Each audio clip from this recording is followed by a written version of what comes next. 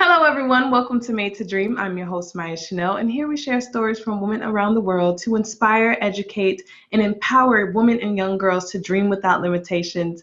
Today, I have the ultimate pleasure of speaking with Miss Erica Johnson, and she is a CEO and the founder of her own company called Partners Marketing. Okay, Partners Marketing. And I'm so excited to hear from her. We have the same alma mater, so I'm so excited about that. We just had a full conversation and we had to cut it short so we can get this episode out to you guys. So, hi, Erica. How are you doing today?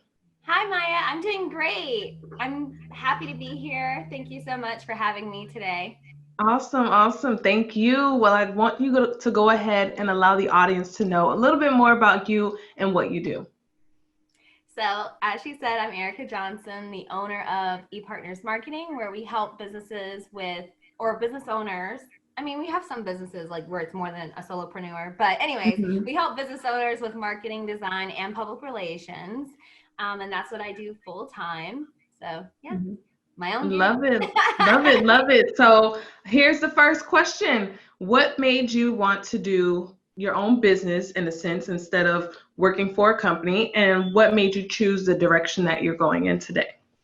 So I studied marketing in school, and right after college, I worked at an advertising firm. Well, it was a newspaper that was going digital. Then I worked at another firm, actually one of the largest website builders in the world. They were formerly web.com. And I Mhm. enjoyed those roles. And then I worked at a very small agency, 45 minutes outside of Jacksonville and St. Augustine. And I enjoyed that as well. But during the job, I realized that the schedule wasn't conducive for my new role as a mom. So I do have a 6-year-old daughter, and at the Awesome. time, years ago, it was like they were welcoming at first, but as juggling daycare and juggling their strenuous schedule as well, it was like they were not very lenient to. I couldn't be there a set time each day, and Right. I had some management shifts. I had one manager that was like, as long as you do your 40 hours and take your breaks, you're good. You can come and go as you please.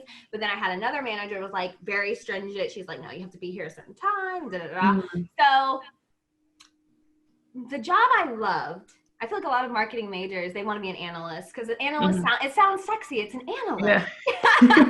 But I hated looking at Excel. I hated it. I went from liking Excel to hating it. And then the Mhm. management issue. So I hated my job. It was like driving to jail every day or driving Uh-huh. to timeout.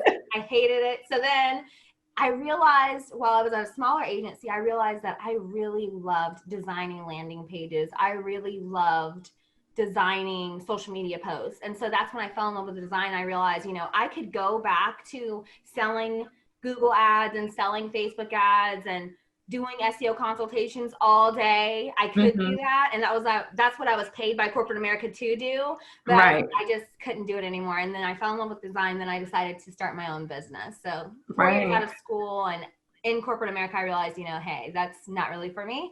Mhm. And I then, love it. and then Oh, even with go. my Keep own going. business, oh, sorry. So even with my own business journey, I did have a stint of being in the classroom teacher, like a brick and mortar teacher. But then Mhm. I also realized, hey, that's not for me either. So I like teaching adults more than little children. So yeah. Uh-huh.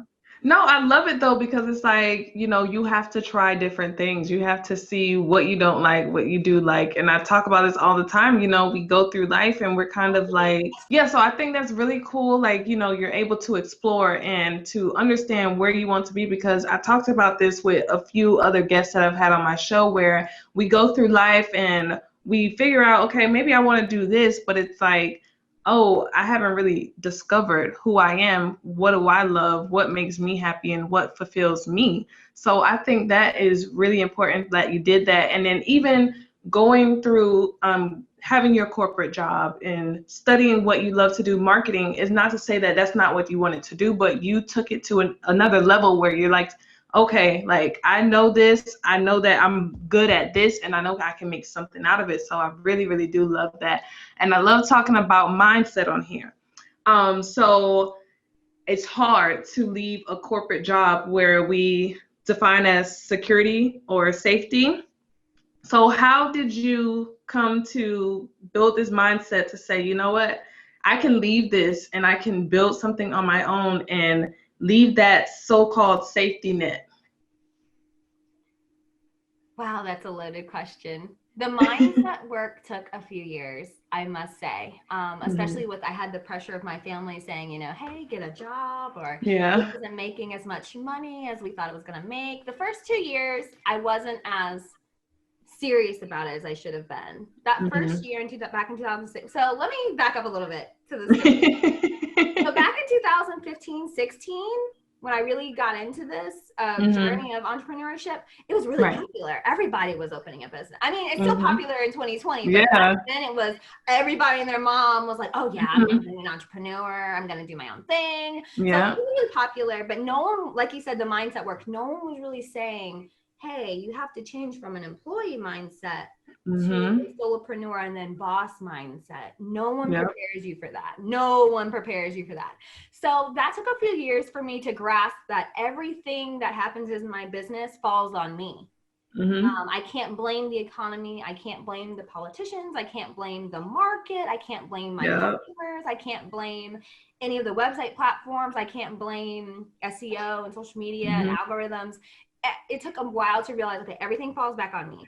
When I left the teaching job, it was, okay, I could go back to a corporate job, or I could get my certification to be a teacher. I was a teacher at a private school, so I didn't have to have a certification. So I had two options there. It was, okay, I had three options.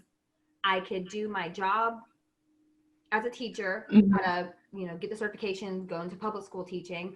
I could go back to corporate America, selling ads, or I could, devote more attention and time into my own business. So back in 2018, so 2 years ago, it was like, okay, I can do this. I had enough time, especially back when I was a teacher. I was a in-person teacher. I was a VIP kid teacher, so virtual teacher to kids over in China, and I was still having my business. So my business took a back seat so that I could do all those things. But I was like having 3 gigs at one time. So it was like, okay, I can work this hard for other people. I can work this hard for myself. It took me a while to do mindset work. I'm not going to lie. I'm not going to sugarcoat it for you. It took a few years for me to realize consistency is everything. Everything will fall into place. I have this beautiful book right here, 4-Hour Work Week. Have you read this? Which one? 4-Hour No, Work I haven't, but I've seen a lot of people doing that, and I myself, I make sure I get my 8 hours every night. I'm not about to be working all night. I stop working at 8:30 p.m. Like, if the last thing has to be done by 8:30, or it's not getting done that day. And I make sure I go to bed at 10:30. My rest is very important to me. I get up, I work out, I drink my juice. Listen, I have my schedule set because I'm like, if it doesn't get done within this time, it's not getting done. I'm not going to make myself burn out or anything just to pound the pavement that hard. No, my health is more important. Maya, you're right. Yeah. Prioritizing your health and getting a routine. That's something that, especially when I first left corporate America, it was like, I can do what I want when I want to. I'm my own boss. And then you quickly learn when you get a bunch of clients, it's like, well, no, they've got to, you got to do what they say. When they need it done, there's deadlines. You can't just do whatever you want. So as soon as I embraced routines, the whole game changed. Between 2018, 2019, and now, it was just like up and up and up, and things got better and better and better, revenue-wise, mentally, and just emotionally, just motivation-wise. I didn't have to remind myself to post for my business. It was, okay, this is something that I do because the more I post, the more people can see, the more people I can help. So it took a while to do the mindset. No, definitely. I think one of the key factors that a lot of people don't realize is that switching from corporate America to building your own business is different, because in corporate America, you take direction. There's a blueprint from you. For someone has done it before, so someone can teach you how to do it. But in entrepreneurship, if you're doing something, I don't care if someone else is doing it. You're going to make it unique to yourself. So you have to still create your own blueprint. You have to create your own sense of direction. So it's going to be harder, and you have to do that self deep dive, that self work to know, okay, like even with my clients, I ask them when we're branding, what direction do you want this to go into? What is your brand story? What do you want? And it's like no one really thinks about these different questions, especially setting their business up from day one to be sustainable. a lot of people think, okay, I'm just going to throw this out there and I'm going to make it look like a small business. Like, don't call your business a small business from day one. If you want to set it to be, Fortune 500, then say this is a company. Don't say I'm representing a small business. Like, set it up from day one, because if you don't get into that mindset, then you're constantly going to be thinking, oh, this is okay. I'm just a small business. This is okay for me. No, think bigger, because if you think bigger, you're going to want to reach that goal of achieving that status. Yes, I love it. Yes. So, what are some of your toughest obstacles? I know you talked about, setting routines and different things that you've had to overcome. What are some of the biggest obstacles you've had to overcome in the corporate setting, as well as becoming a solopreneur? So in the corporate setting, the biggest obstacle that I had was being underestimated because of my age. Believe it or not, when I was in the corporate gosh. We can talk about that forever. Listen, age does not define your worth, your knowledge, your wisdom, none of that. We'll talk about that later. We'll talk about it later. So yeah, when I was at my first few jobs, it was, and like you said, with the corporate America, there's a blueprint for you already. They have the roles set out, the roles and responsibilities. And so when they put you in that slot, you're just supposed to stay in that slot. It's very hard to get out of that. Coming out of it. Don't do this your own way, because God forbid, no, you're going to mess it up if you try to change it. No. Even if it's just as simple as getting a pay raise or getting a promotion, it's very hard in the traditional corporate structure, no matter if it's a 25-person company, which I worked at, or a over 300 people company, which I also worked at. Right. It was hard to say, hey, I'm kind of interested in this now.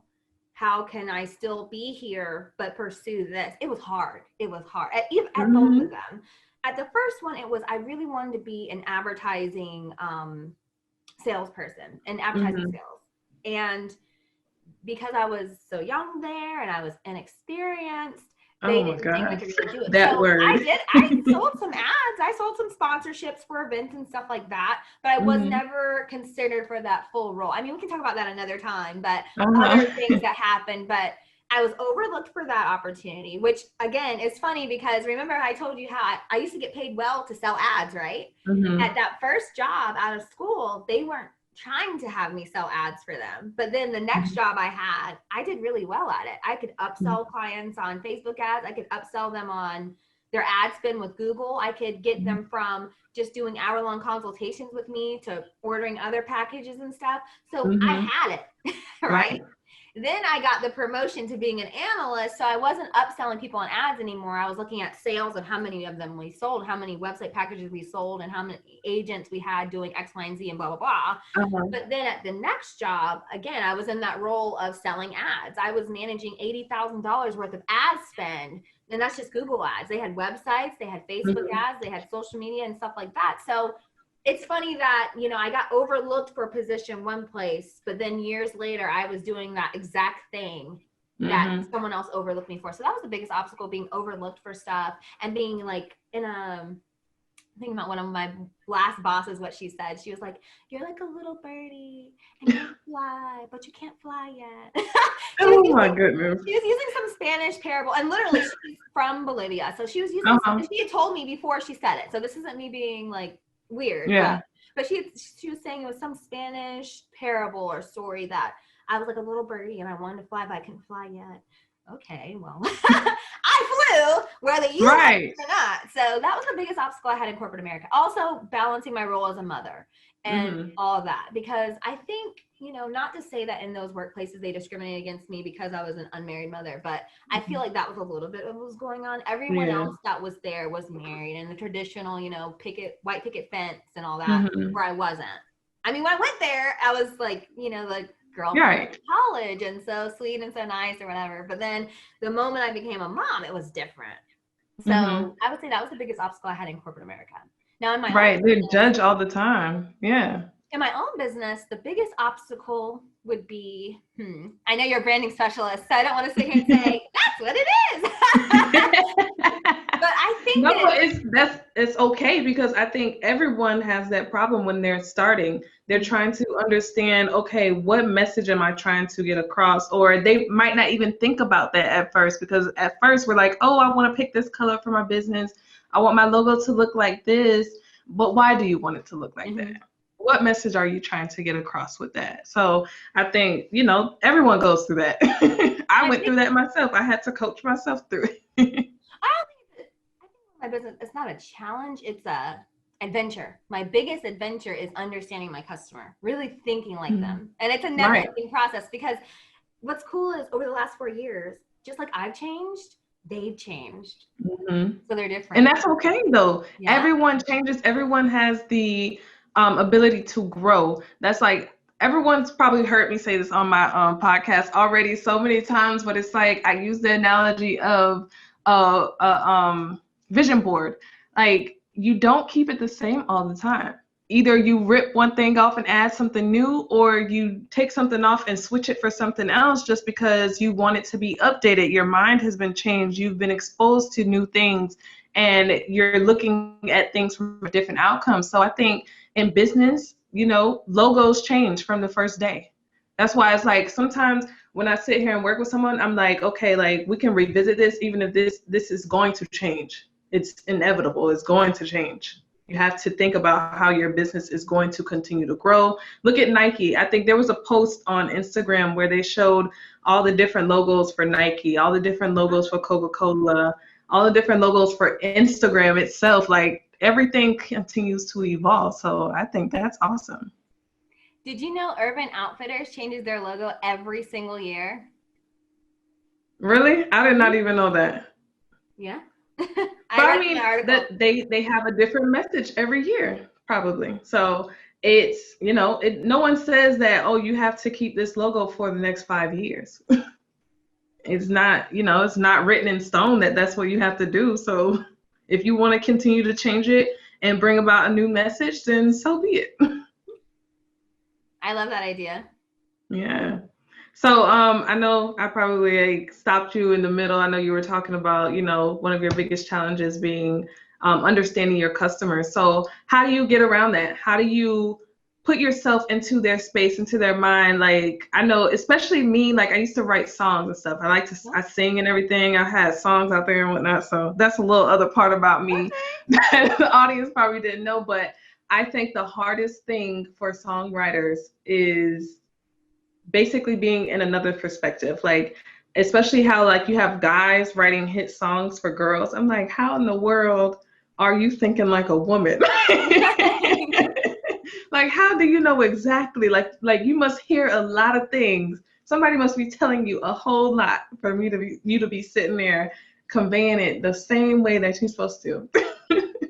So recently, in the last few years, what I've done is I had a few years where I didn't watch TV very much. I limited my TV because I was listening to a lot of gurus talking about how TV is this and that, Okay. But in the last few years, what I've done is I make it a habit to watch what my customer watches, listen to what my customer listens to, read what my customer reads, look at who my customers follow, my clients follow, join groups where they are, and I'm giving you the $1 million tea now. But you already knew this. But yeah, that's how I do my market research now. I really dive into what is their typical day like. I'm not going to know their whole day from 15-minute Instagram stories or from their blog posts or for their YouTube videos. But I would say I can gather a lot about what's already influencing them, so that what I say to them isn't so off base. I think that's what a lot of our clients go through. They will try to shoot a message out there, but it falls on deaf ears because they don't take that time to really get to know their customer. Right. So yeah, that's what I'm doing now. Yeah, you got to know who your avatar is. Who is your avatar? Who is your target market? Like, speak to that one person and know that, okay, this person likes this. So let me talk directly to them. Like, for instance, let's say you're trying to talk to Beyonce. You have to know exactly what Beyonce likes. She likes to keep it private. Different things like that. You have to know who your avatar is. Pick one person and speak to them. I really, consuming the things that they consume and looking at who they follow and who they trust and all that, it lets me understand and be more empathetic to them when we have conversations, whether it's about their social media or their website or their branding or anything like that. I can be empathetic with them. I can understand more why they suddenly are feeling frustrated or confused or, overwhelmed even. I get the whole picture of who is that person, like what is their day like and stuff like that. And also asking open-ended questions lets me know about them too. No, definitely. I mean, the biggest part of it is just asking questions. I'm like a question answer, and people also know that I am like judgment free. Like literally tell me everything. I'm gonna be like, oh, how's that work? Why is that? Okay, oh, that's cool. Different little things like that, just to understand. Because I think once you understand why someone is a certain way, why they think a certain way, then you'll understand. Okay, that's why. That's what we need to convey to someone. Yes, I agree. So, what were some things that you wish you knew now, that you know now that you wish you knew before you started your business? I wish I knew, and I kind of said this on another podcast recently, but your mom's podcast recently, but I wish I had known about systems and frameworks sooner. I think that that's something that, again, along with the mindset work that people kind of keep hush hush, I think that that's something that needs to be taught more, or not taught, but talked about more in the beginning. I think people get scared of systems and frameworks because it sounds super expensive and stressful.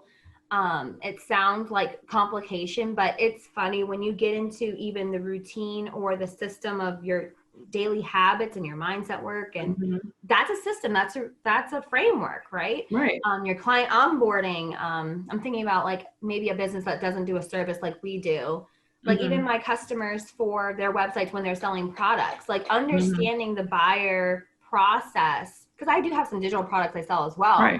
It just knowing, okay, you have to think about, you have to go through it yourself and know what they're experiencing.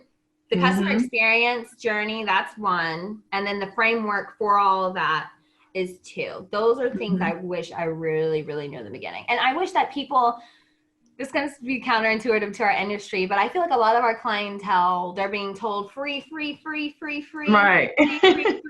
it's like, free means everybody's broke, so you have to invest to not be broke, and like everybody. That's the thing. You see all of these ads, you see someone saying, buy this course, free webinar here, free worksheet here, free this, and it's like you think that, okay, once I get in here, it's really not going to be that much, and then when I hit you with this price, then you want to sit here and be like, oh, why are you charging so much? And that's the thing. I told someone on here before as well. It's like, you can't feel bad about what you're charging because you know your value, you know what your time is worth, you know what your work is worth, and you know what your energy is worth. So if someone is not, valuing that price that you put on that, then that's not your client. That's definitely not your target audience. That's not your avatar that you're speaking to. So you got to hold firm. Yeah, I agree. Because, if they don't agree with it, then I'm sorry, then I'm not the person to help you, but I know what value I'm bringing to you in your business, and this is what I'm charging for it, and I'm sticking to it.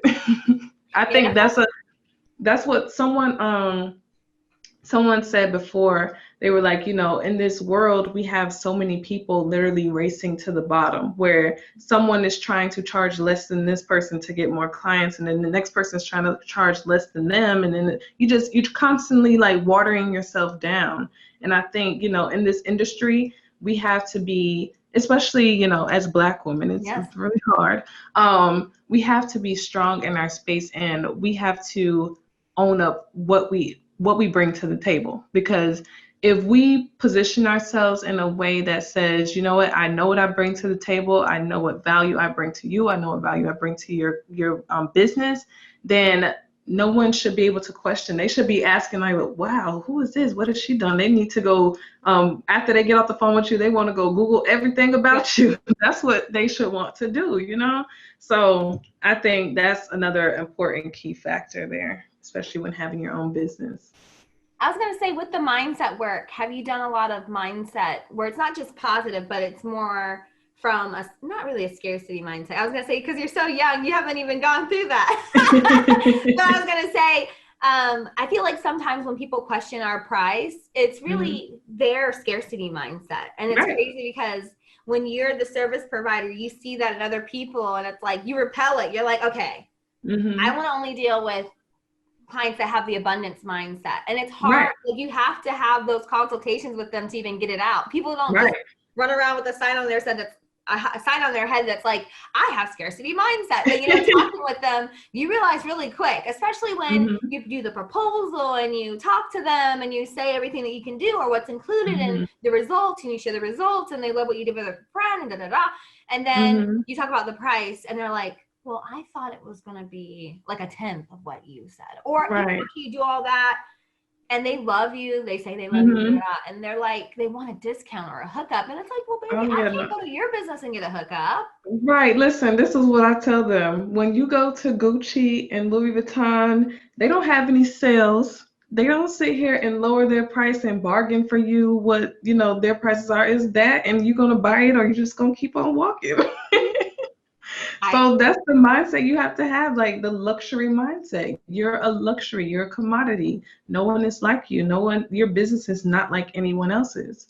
So I think having that luxury mindset sets you in a space where it's like you don't sit here and have to necessarily lower yourself to fit someone else and their needs.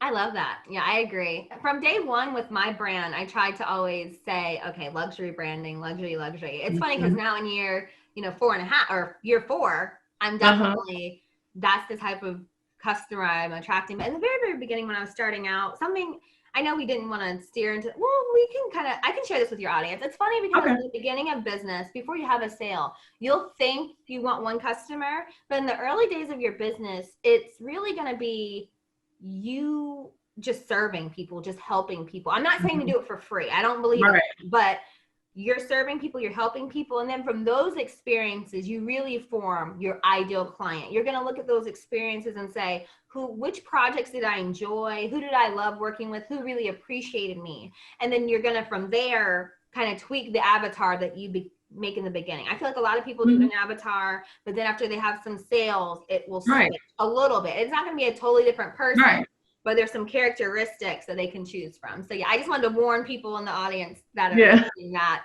if you're not attracting your ideal customer, don't give up. Help the people you truly want to help. And then along the way, you can, refine that to get in front of your ideal customer. Most definitely. I totally agree. So, if you had to say you were influenced by one person in your life, what would it be? Your most impactful influence in your life? I would have to say, I know you want just the one, but my whole family's okay, go ahead, Most. my whole family's filled with entrepreneurs. So my mom's an entrepreneur, my dad's an entrepreneur, and my older brother's an entrepreneur. It's funny because my younger brother is also an entrepreneur, even though he's still a child. He sells stuff at school and stuff like that, or he did. Listen, it starts early. It starts early. His mom, she's a full-time teacher now, but she was an entrepreneur as well at some time. So my whole influence, my whole family's entrepreneurs. It's funny because my little girl, she's only 6 or 7, and she really wants to use, or not 6 or 7. She's gonna be 7 next month. I know how old my kid is. But she's gonna be 7. She's gonna be 7 next month. I was gonna say 6.5, and then my brain wanted to say 7, but she'll be 7 next month, and she really wants a YouTube channel. And then we talk about different stuff, and she'll say, well, how much does that cost? Or I want to do this and sell it for that. So she even has the entrepreneur mindset already, and she's just a little child. Growing up with that definitely shapes that mindset because, my parents, they're both entrepreneurs. They've been entrepreneurs since I was born. So that's all I really know. Other than that, I'm like, wait, what is this? I'm not familiar with this other stuff. But so if you had to say one thing to inspire women and young girls to just dream without limitations, what would it be? I would say go after what you enjoy. I know a lot of times we can be pressured to do what people think we should do. Prime example, I really wanted to go to fashion school. I really wanted to be a fashion buyer even. But listening to my parents, my mom, even though she's an entrepreneur, she was in corporate America a long time. I saw her have a lot of success in corporate America, and I wanted to be just like her. So she's one of the most influential, but then bring it on home to your audience. I would say, go after what you enjoy. I knew I wanted to design. I just at the time thought it was going to be clothes. I didn't know it was going to be websites and brands. I didn't know I was going to be helping fashion brands with their social media marketing and their brand messaging. I didn't know, so I never gave up on my desires, even though I went through business school. It was super boring at times.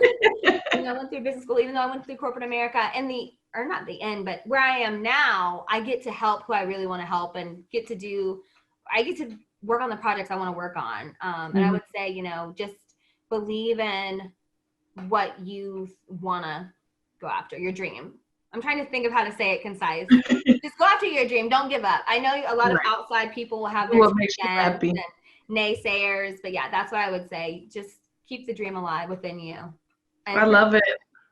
I love it. I love how you switched, but you stayed true to what you want to do, which was design. And a lot of people think that, there's only one conventional way, but there's so many ways to be creative and do the same thing that you love so much. So kudos to you. I think that's really important for people to understand, to know. But we do thank you for sharing your story here on Made to Dream. I do want to give you the opportunity, if the audience wants to connect with you or just follow your journey, how can they do that? Well, thank you so much for having me as a guest, Maya. I really enjoyed this.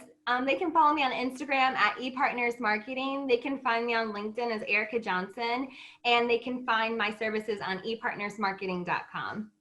Love it. Love it. So we'll have all of those links in the show notes and any descriptions below. And we thank everyone once again for tuning in to Made to Dream. I'm your host, Maya Chanel, and we'll see you next time.